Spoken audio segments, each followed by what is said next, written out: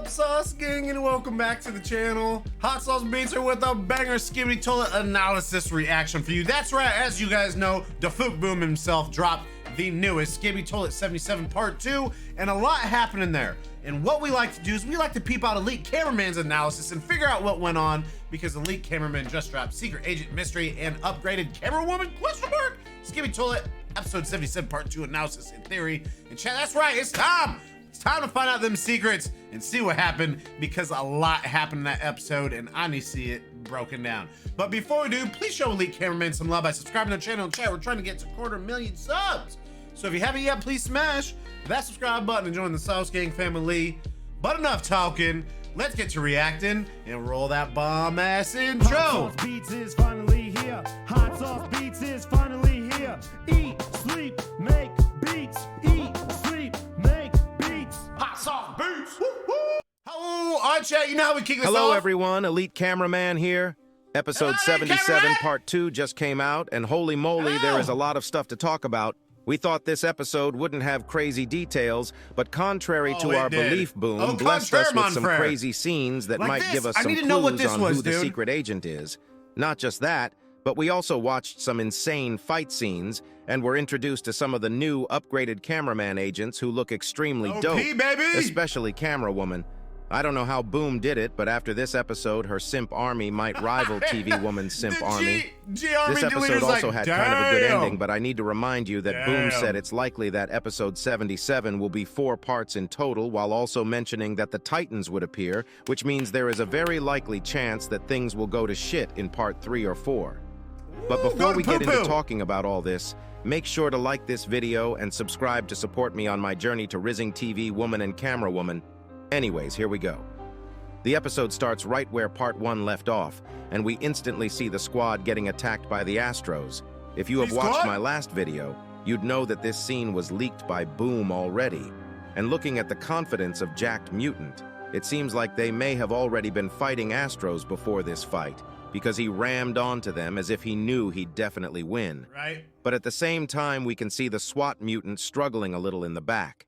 Seeing this, the POV cameraman doesn't wait and goes on to save the SWAT mutant with his Jugalacer gun, but the second Astro starts blocking the lasers with his helmet right before the SWAT mutant bangs his head with his new upgraded sickle. It's unclear if this one Astro died while escaping, but the next move SWAT mutant does shows that this sickle is very much on par with Astro's armors, or even better because Bro uses it as a boomerang and kills 3 Astros in one throw before turning to the POV and laughing. I don't know why, but this mutant gives off the vibes that he will be the first to die in the G Squad.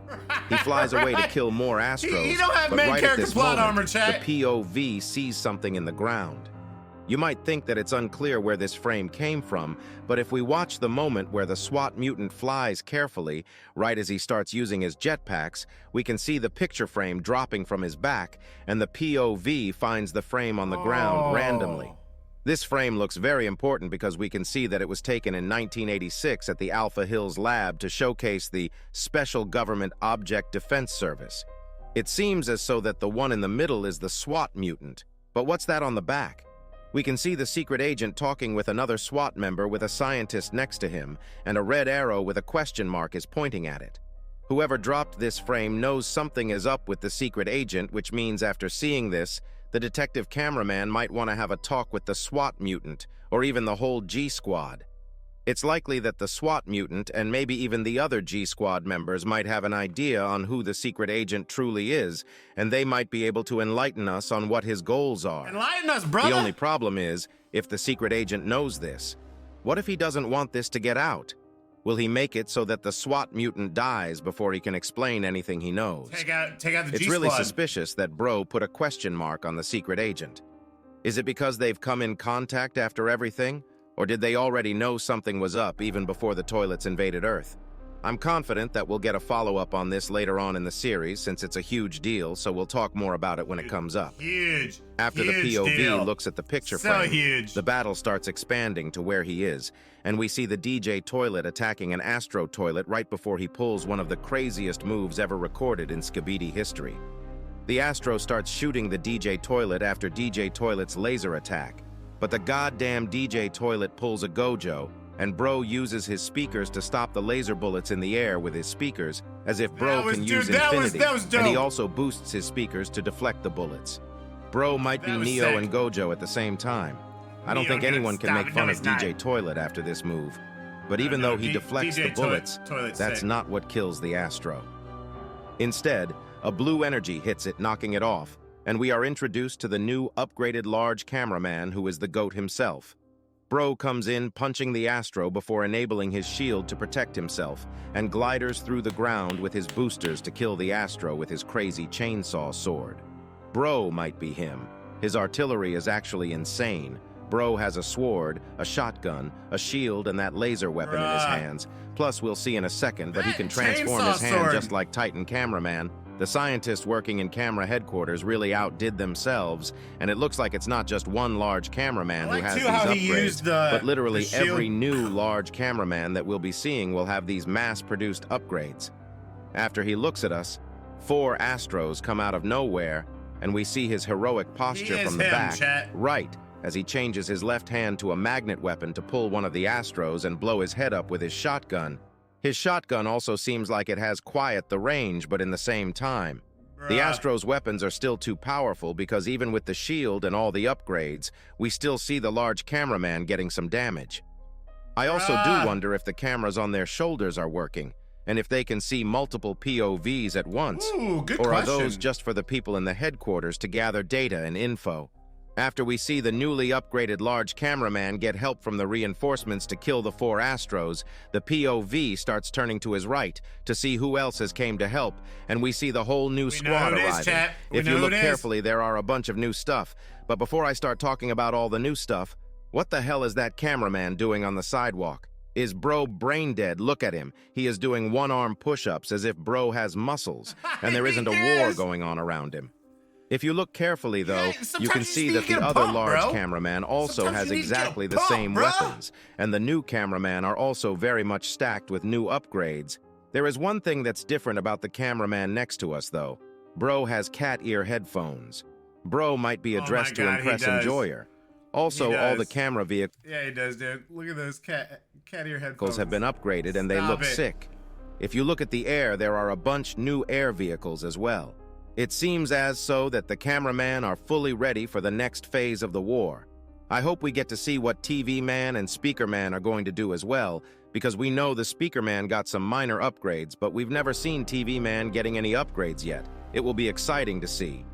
All this aside, the thing that stole everyone's eyes in today's episode happens right after this scene.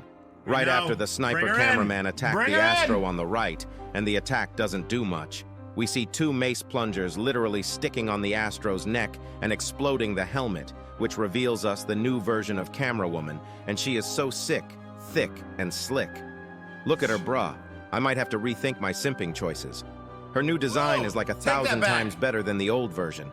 She uses her new jetpacks do some crazy acrobatic moves, literally doing flips in the air while attacking. And she even has 4 crazy overpowered lasers that destroys the Astro's flying capabilities, making the rest of the squad to kill it.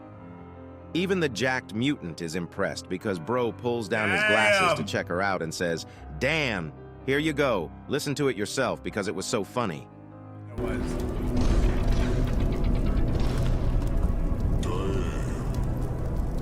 We also got a better look at the cat ear cameraman here, and it looks like Cameraman might be more jacked overall. Their posture and aura seem upgraded as well. But something really, really weird happened next. I'm not sure what to even call this mysterious scene because something we've never witnessed happened. Camerawoman gets down and suddenly starts walking towards the POV to help him get up. But our POV glitches a little. I don't know if this is actually what we are seeing, if it's a hallucination or if it's the doing of someone else like hacking our POV. But the most likely case is that after seeing the picture frame earlier in the episode, the POV might have remembered his old days when they used to be human and might have been hallucinating. Because after Camerawoman's face turns into human, we hear her say, "As one until the end." Before I talk about a very important detail, here you go, listen to it yourself.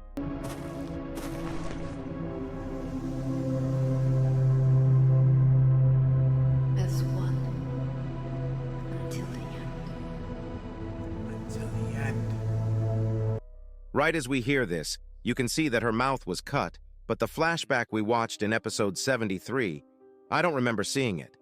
It's clear that before they became Cameraman, something might have happened, and maybe they chose to become the Cameraman to overcome the invasion as their last resort. Completely Not just agree. this, but look at her shoulders. She clipped in film tapes, and we can actually see the images on one. It's likely that she is keeping her memories on her shoulder as a reminder of the past after the passing of his boyfriend or maybe even husband, Plunger Cameraman.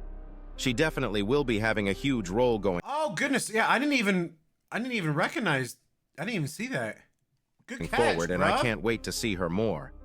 Actually, Good catch, W bruh. upgrade. Elite Cameraman out. Peace out, lead cameraman. Peace out. Let me bring you in. All right, dude. I think we need part 3. Tafuk Boom, can you just go ahead, drop part 3 right now? We be ready. I'm just so curious about that picture. I think that's probably the biggest well, other than the upgrades and Camerawoman upgrades, I think the biggest takeaway is that picture. The G Squad, the date, where it's located, the fact that secret agents in the back. I don't know. Let me know what you guys think. Thank you so much for breaking this down, Elite Cameraman, and show Elite Cameraman some love by subscribing to the channel, trying to get to 250,000 subs. So if you haven't yet, please smash that subscribe button and join the Sauce King family.